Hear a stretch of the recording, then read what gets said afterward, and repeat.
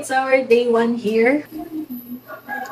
Here's my Kuya Class and my baby love. Yung table, dito na yan. Iniwan ng dating nakatira. Yung electric fan, dito din yan. So, yun yung maganda dito sa nakuha naming house for rent. May iilang gamit na. Sa taas, merong isang kama, may big closet bawat room, and may split type na inverter aircon. Kaya very practical na napili namin to. After 7 years of living with my in-laws, we are now a family of 4 on our solo journey. Join me as I navigate virtual mom life one click at a time. This is Pagbukod series. Breakfast time! Ang first bat ng Bulakenyong Batuta! First shift in this new place.